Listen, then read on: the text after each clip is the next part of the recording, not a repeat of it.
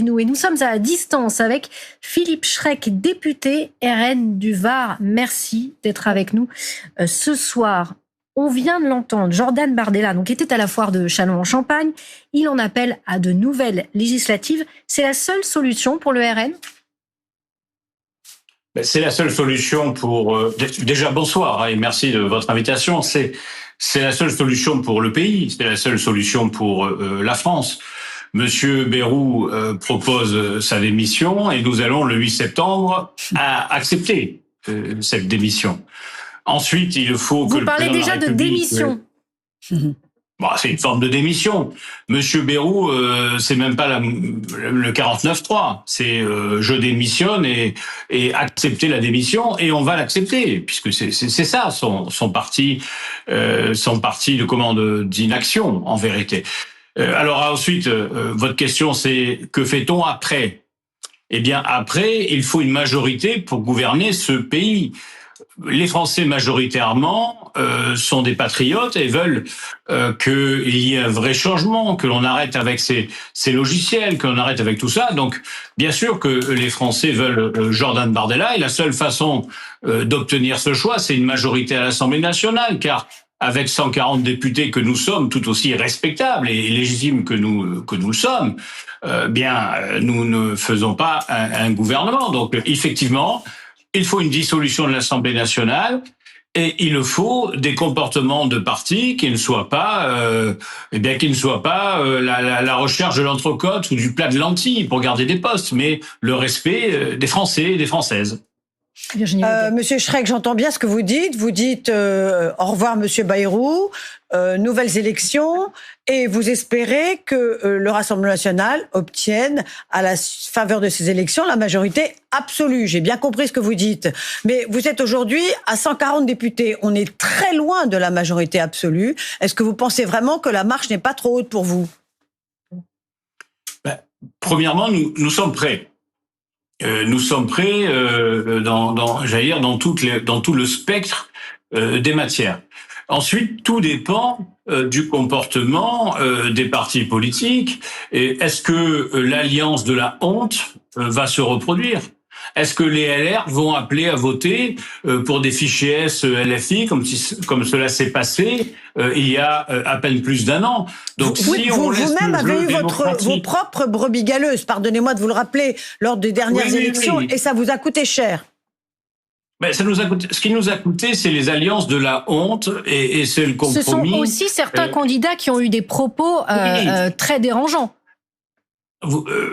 C'est acceptable votre propos. Nous avions 1100 candidats, c'est-à-dire 600 députés et 600 députés suppléants, et effectivement 4, 5, 6 candidats qui ne le faisaient pas. Donc moi je pense que les Français seront d'accord pour soutenir les 1000 candidats du Rassemblement national et oublier les 4 qui allaient pas, étant entendu que dans chaque parti, vous aviez des brebis galeuses. Moi, dans ma circonscription, il y avait quand même les LR qui ont investi quelqu'un qui était inéligible. Donc, on parle toujours de ce qui va pas chez nous. Mais est-ce que vous travaillez déjà bien chez nous. Est-ce que vous travaillez déjà pour ne pas avoir dans vos rangs ce genre de personnes ? Comment faire différemment pour la prochaine fois ? Mais madame, nous y travaillons.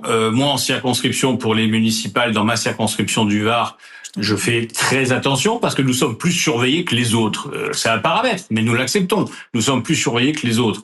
Et effectivement, mais ce qui est important, c'est le programme que nous allons porter. C'est la direction, notamment budgétaire, que nous allons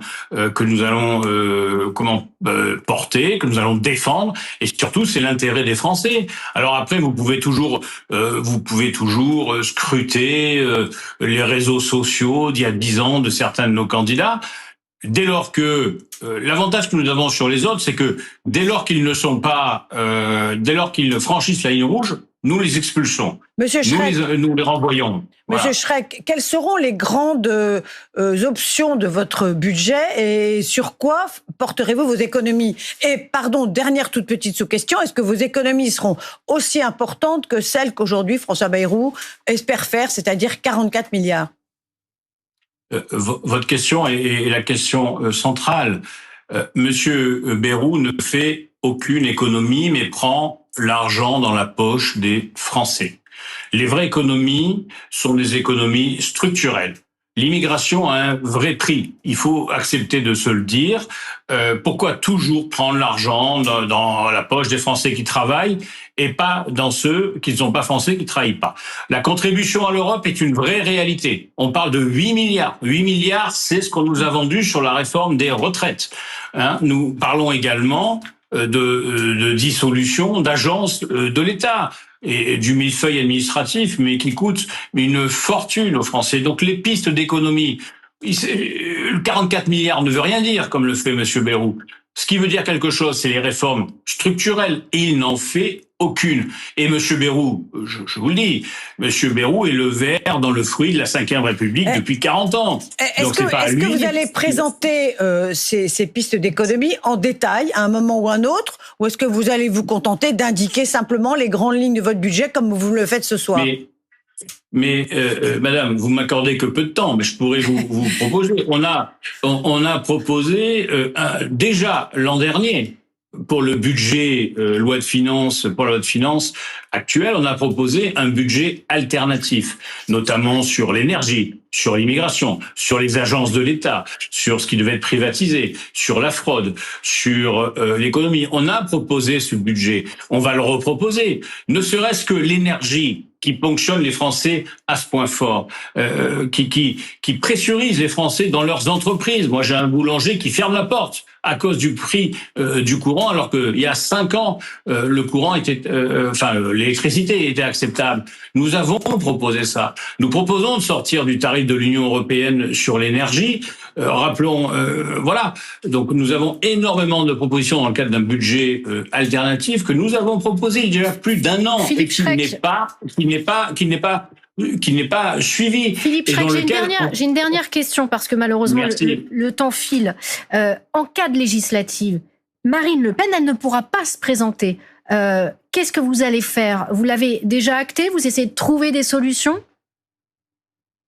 Bon, je sais pas, il y a peut-être un chemin, mais chez nous, et c'est la différence, sincèrement, que nous avons avec le Parti socialiste ou avec les LR ou avec d'autres.